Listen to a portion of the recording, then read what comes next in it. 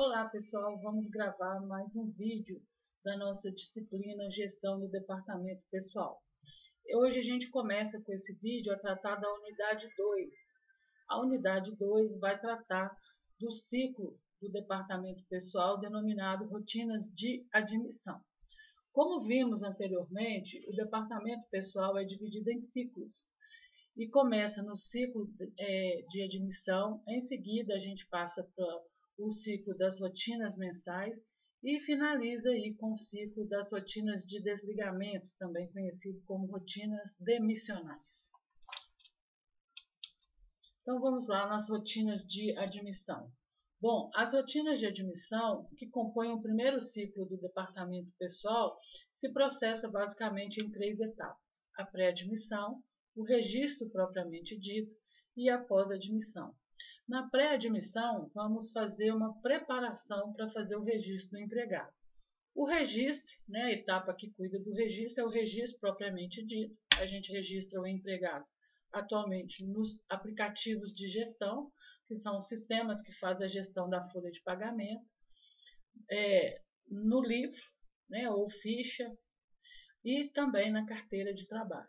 E em seguida, a gente vai passar para as rotinas pós-admissionais, que é a rotina onde a gente emite os relatórios, os contratos que precisam ser assinados tanto pelo empregador quanto pelo empregado, e vai também cuidar do arquivamento desse processo de registro do empregado, ok? Então vamos lá, pré-admissão. A pré-admissão, que é a primeira etapa, ela ocorre antes de se proceder ao registro do empregado. Nessa etapa, a gente vai conferir a documentação do mesmo e vai verificar se a admissão está em consonância tanto com a legislação trabalhista quanto com as normas da empresa, ok? Então, qual que é o primeiro passo que a gente vai fazer na hora de proceder o registro do empregado? Ainda na fase pré-admissional, a gente vai obter as informações sobre qual cargo, qual salário e a jornada de trabalho do empregado. E essas informações são importantes porque a gente precisa fazer uma análise em cima dela. O cargo, por exemplo, ele precisa estar previsto no Código Brasileiro de Ocupação, que é o CBO. No salário, a gente precisa verificar se ele atende, dentro da categoria sindical de cada empregado, se o salário proposto não está abaixo do piso definido para aquela categoria. E a jornada de trabalho, a gente também precisa verificar se está em consonância com a legislação trabalhista. Como que normalmente se obtém essas informações? Ao participar de um processo seletivo, os empregados normalmente preenchem uma ficha de cadastro e as empresas aproveitam essa ficha de cadastro e acrescentam essas informações de cargo, salário e jornada de trabalho. E essa ficha é encaminhada para o departamento pessoal para que seja feito, então, o registro dos empregados, ok? Em seguida, a gente precisa fazer a qualificação do trabalhador, com o advento do social. Um dos programas que já está em funcionamento é esse de qualificação do trabalhador. Fica lá no link do DataPrev, as empresas podem fazer, os empregados também têm acesso a essas informações para verificar se o seu cadastro está ok. O que é essa qualificação do trabalhador? É um confronto dos dados constantes no CPF, no NIS, no nome e na data de nascimento. Tem que estar coerente todas as informações. É muito comum, como cada órgão atualmente cuida de uma informação, é muito comum os dados do CPF estarem diferentes dos dados do NIS, ou o nome em um documento tem o nome, por exemplo, de solteiro da mulher e em outro documento tem o nome de casado. Qual que é o objetivo da Receita Federal? Fazer um confronto nesses cadastros e unificar os dados, de forma que futuramente possa se unificar essa quantidade de documentos em um só. Então, a título de esclarecimento, o que é o NIS? NIS, gente, é o número de inscrição social. Para empregados da iniciativa privada, ele é representado pelo PIS. os contribuintes individuais, autônomos, prolaboristas e aqueles que contribuem para o INSS sem qualquer vínculo de trabalho, é o NIT. E os trabalhadores da iniciativa pública têm o PASEP, ok?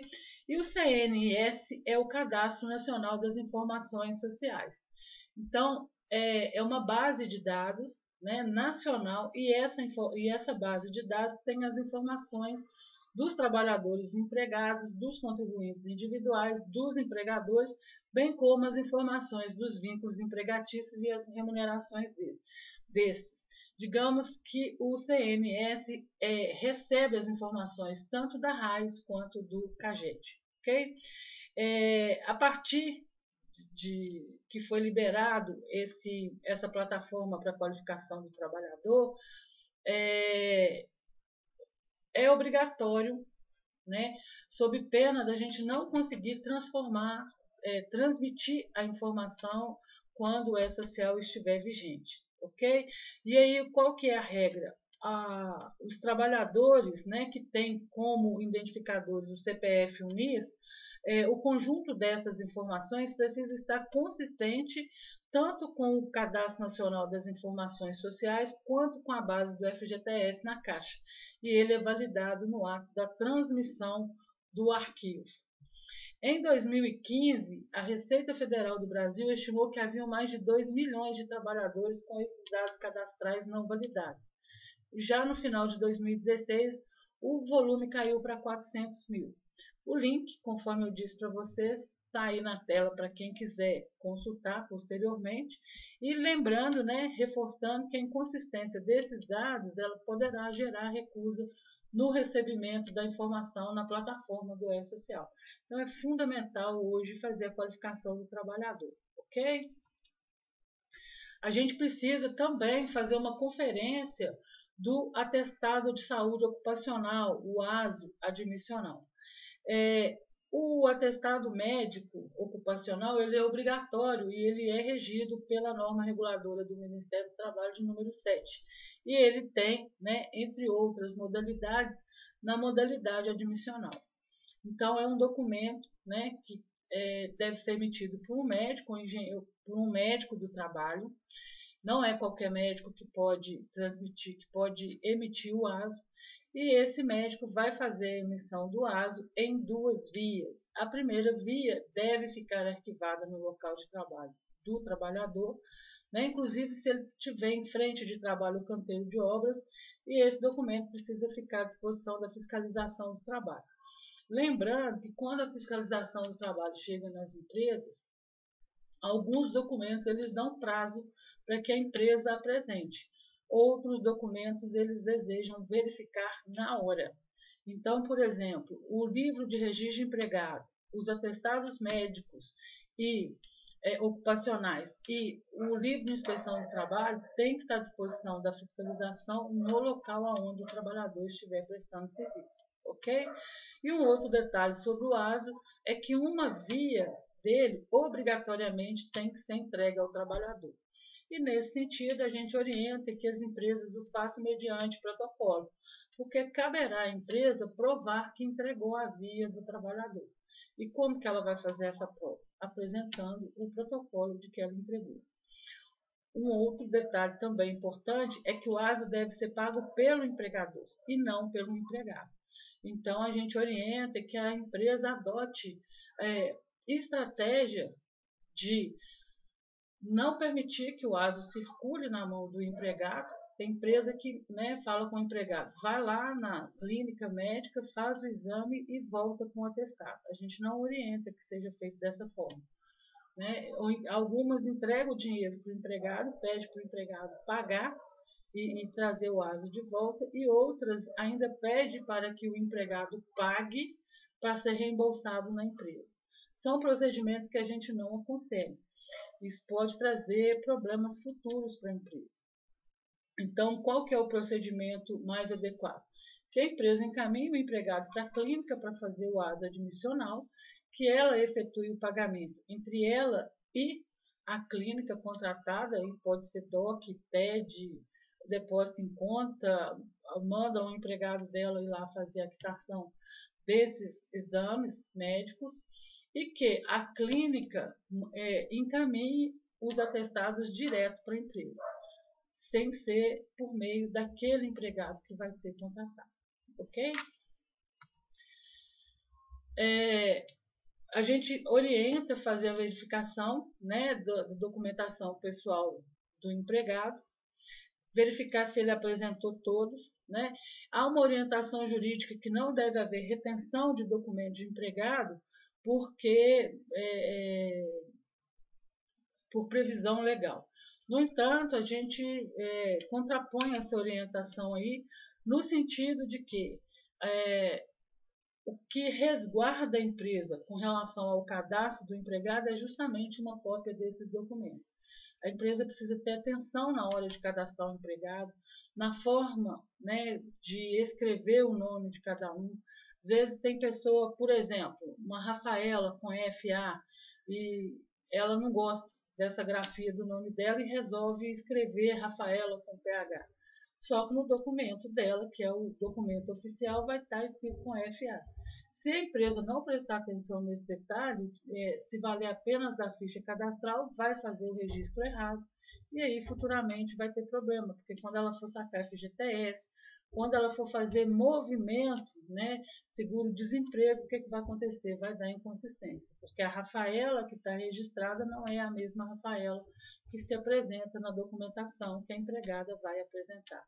Outro exemplo são as mulheres que alteram seu estado civil e não faz alteração na documentação. Às vezes pega um documento, uma identidade que tem alteração do nome civil, mas a carteira de trabalho não tem. Então, observar se a documentação do empregado está regular é importante para evitar dores de cabeça, para evitar problemas, ok? Depois da conferência da documentação, se houver irregularidade, é importante notificar o responsável pelo recrutamento. E alguns documentos faltantes ou irregulares, eles não necessariamente não vão comprometer a admissão propriamente dita naquele momento. Um título eleitor, por exemplo, ele não compromete a admissão, a falta dele, né? Mas o que vai acontecer futuramente? Se o empregado estiver irregular com a Justiça Eleitoral, ele vai ter o seu CPF bloqueado. E ao ter o seu CPF bloqueado, provavelmente a empresa vai ter problema de fazer crédito na conta corrente dele. E o que ela tem que fazer? Ela vai ter que liberar esse empregado para poder ir até a Justiça Eleitoral, regularizar a sua situação e depois ir até a Receita Federal, regularizar também a sua situação. Nessa brincadeira aí pode ir 2, 3 dias de ausência ao trabalho para que ele consiga fazer essa regularização. O motorista, você vai contratar um motorista, ele está sem a CNH, ou a CNH dele é incompatível com o veículo que ele vai dirigir, essa admissão não pode ser feita. Por quê? Não é possível contratar um motorista que não esteja regular com a sua CNH. Vai contratar um contador, ele não tem o CRC, a admissão não pode seguir, porque você vai contratar um profissional de profissão regulamentada que não está regular com o órgão que fiscaliza essa profissão. Então, esses detalhes precisam ser bem observados para que a empresa não tenha problemas futuros. E isso é um cuidado que a gente faz na pré-admissão. A gente precisa verificar se a empresa, por força do seu ramo de atividade, precisa atender a regras específicas, né, de admissão. Por exemplo, né, eu falei inclusive antes, um contador, seu CRC, um engenheiro tem que estar com CREA, tem que estar regular junto ao órgão, um advogado e a OAB, um médico tem que estar regular junto ao Conselho Regional de Medicina, os motoristas, né, precisa estar em dia com a sua CNH. Empresas de prestação de serviço com alocação de mão de obra normalmente sofrem retenção de INSS nas notas fiscais. E para que elas possam compensar isso na CEFIP, elas precisam fazer a alocação dessas obras em centros de custo. E quem vai informar em qual centro de custo a gente vai alocar cada funcionário é quem solicitou a admissão dele. Então, são informações que a gente precisa verificar antes de fazer o registro do empregado. né? Verificar a qual sindicato a categoria profissional pertence. Todo empregado está vinculado a uma categoria sindical, e aí a gente vai verificar o instrumento coletivo de trabalho vigente, né? Pode ser acordo coletivo, convenção coletiva ou dissídio coletivo. O que a gente vai verificar nesses documentos? Piso salarial, jornada de trabalho, regras de exceções que às vezes o sindicato cria. Para algumas categorias é obrigado o fornecimento de vale alimentação, de vale refeição, de cesta básica, de assistência médica, de assistência odontológica. Então, essas obrigatoriedades, elas não estão regidas por lei, mas elas estão regidas por um instrumento coletivo que tem força de lei. Por isso, a gente precisa verificar, antes de fazer a admissão, a qual sindicato o empregado está vinculado e fazer uma verificação do instrumento coletivo que está vigente para ver se a gente está cumprindo todas as regras estabelecidas naquele instrumento coletivo. Importante lembrar que os instrumentos coletivos pode ser ou o acordo coletivo, ou a convenção coletiva, ou o dissídio coletivo. Quando que é acordo coletivo? Quando o instrumento é celebrado entre uma empresa e o sindicato que representa a categoria. Então, não existirá aí a intervenção do sindicato patronal. E o acordo coletivo ele só tem valor para aquela empresa. Ele não tem valor para as demais empresas de uma determinada categoria. Então, é um instrumento coletivo que é feito junto com o sindicato, mas só tem valor para aquela empresa, ok? A convenção coletiva de trabalho, ela é celebrada entre o sindicato patronal e o sindicato que representa determinada categoria. Então, ela tem origem em uma pauta de reivindicações aprovadas em assembleia da categoria. Toda categoria tem uma database, a convenção coletiva vai eleger, né, uma database, vem escrito dentro do elenco de normas previstas, e aí, normalmente, 3 meses antes da data, o sindicato convoca a categoria por meio de um edital publicado em jornal e convida essa categoria para participar da assembleia que vai discutir as reivindicações a serem apresentadas às entidades patronais. Então, a partir disso, são negociadas as bases da convenção coletiva. Então, como que a gente pode conceituar? É um documento firmado entre as entidades sindicais de empregados e entidades patronais.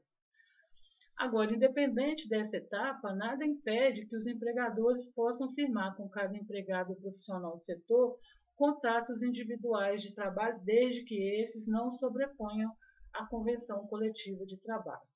Então, por exemplo, numa convenção coletiva de trabalho não está previsto um convênio com farmácia, mas o empregador achou por bem acrescentar esse benefício aí para os seus empregados. Então, ele vai celebrar, a empresa e os empregados, um